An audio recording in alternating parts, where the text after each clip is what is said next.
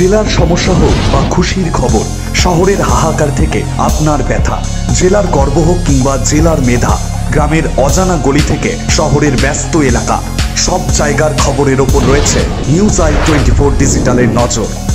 News i24 digital.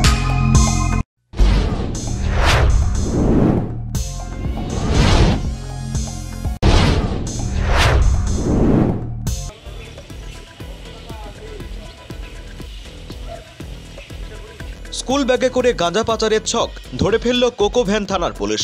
Durgapur কোকোভ্যান থানার জালে ধরা পড়ল একদল পাচারকারী।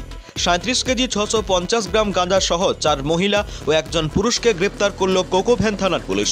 ধৃতরা উড়িষ্যা থেকে ধানবাদ এবং পরে ধানবাদ থেকে দুর্গাপুর রেলওয়ে স্টেশনে নামে এবং বাস ধরার জন্য দুর্গাপুর বাস স্ট্যান্ডে আসে। গতকাল রাত্রে দুর্গাপুর বাস স্ট্যান্ড থেকে গ্রেপ্তার হয় 4 জন মহিলা সহ এক ব্যক্তি। ধৃতরা প্রত্যেকে নদিয়া জেলার বাসিন্দা। আজ সকালে আসানসোল কোর্টে পেশ করা হয়। মনে করা হচ্ছে পুলিশের নজর এড়াতেই ছক গাঁজা পাচারে মহিলাদের ব্যবহার করা হচ্ছে। পুলিশ তদন্ত শুরু করেছে।